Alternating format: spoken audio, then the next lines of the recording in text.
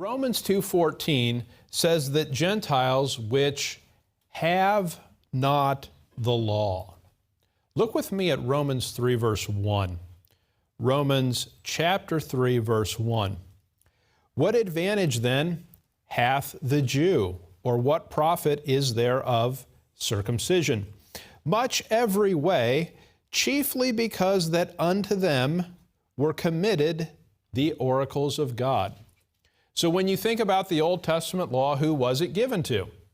It was given to the Jews, right? Moses goes up on Mount Sinai. He receives the Old Testament law. He comes down from Mount Sinai, and then he distributes it to the Gentiles. Moses comes down from Mount Sinai, and then he distributes it to the Gentiles. Good. At least a few of you are awake. I was going to say, if I put you to sleep 30 seconds in, I mean, that's not on me. That's on you. I mean, if you can't pay attention for at least 30 seconds, that's got to be you. I mean, I'm just being honest about that. When Moses comes down from Mount Sinai, he teaches the law to who? To Israel. It's not to Gentiles.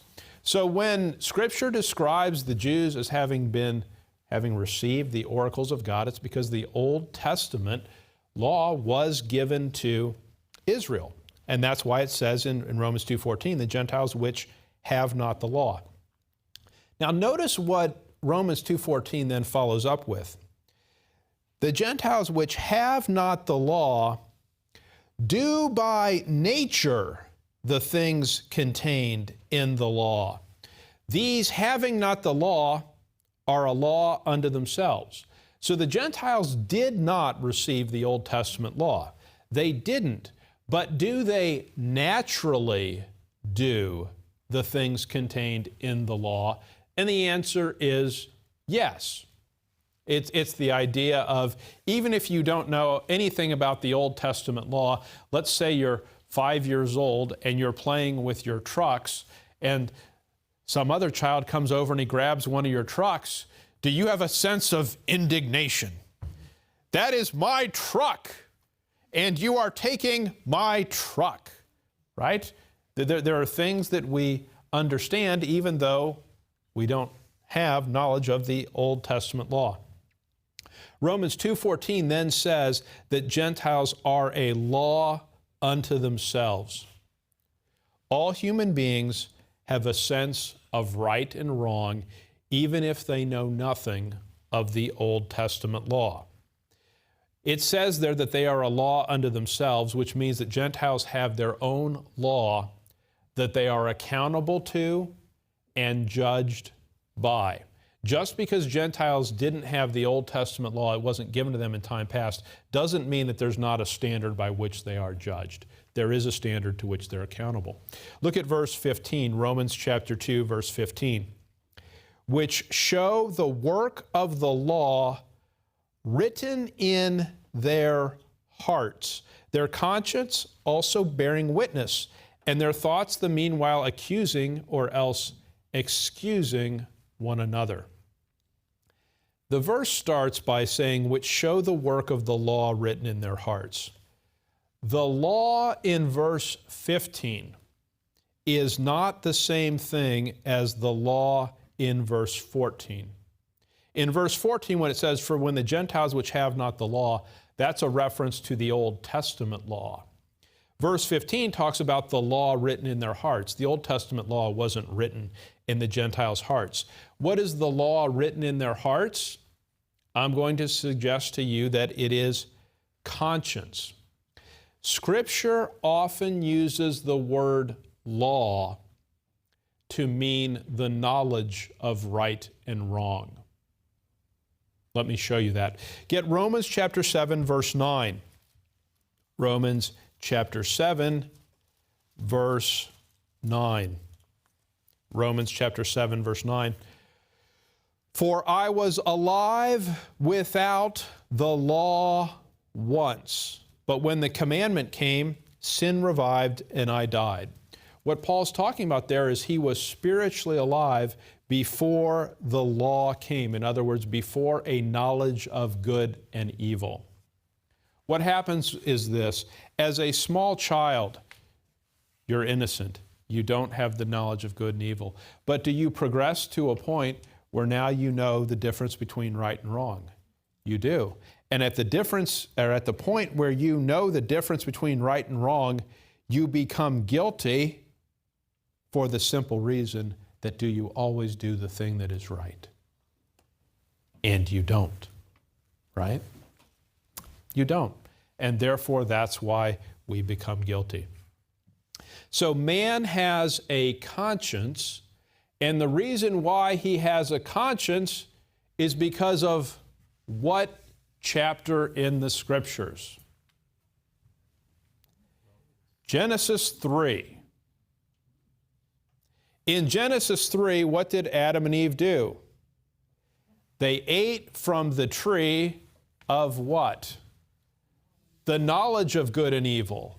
And when they ate from the tree of the knowledge of good and evil, guess what they acquired?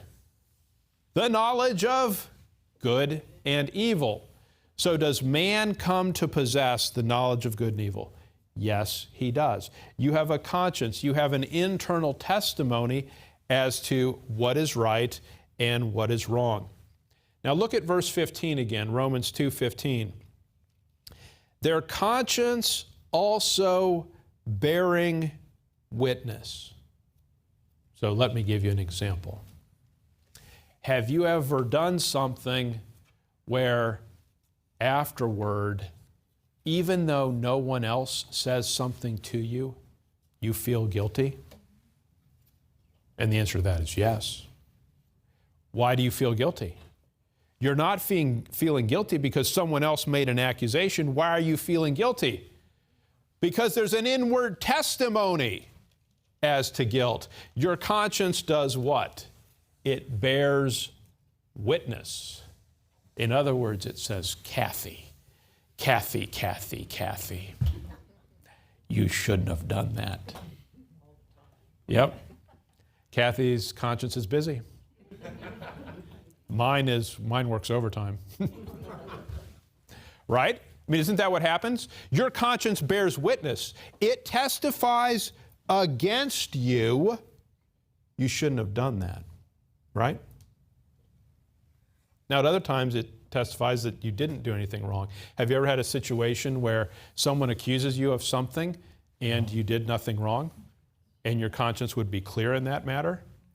Yeah, what your conscience does is it bears witness. That's the idea of it. Now, notice the last part of Romans 2:15. Their thoughts, the meanwhile, accusing or else excusing one another. So let's talk about excusing for a minute. Do you know what we are really good at? Rationalization, self-justification, explanations and excuses. Do we have the ability to explain why, well, yes, I did that. You all knew it. Yes, that's the next word. But it's not my fault. But I had to because such and such. But you made me, right? Remember when Adam's questioned in the garden and he talks about the woman thou gavest me? God, it's not my, surely you wouldn't think it was my fault that I ate from the tree. It's the woman's fault that, by the way, you gave me. Bad God. That's the ridiculousness of man, right? But do we have incredible ability to rationalize, to self-justify our own behavior? And the answer is we do. Now notice the other part of the end of Romans 2:15. The meanwhile accusing. Do you know why we accuse or find fault with others? Do you ever see someone do something and in your mind you accuse them? You find fault with what they did? Sure, we've all had that experience. Why is that? Because we have a conscience, we have a sense of right and wrong, and we see someone do something, and the thought that goes through our mind is, you shouldn't have done that, right? It's because there is an internal awareness and internal knowledge of what is right and wrong.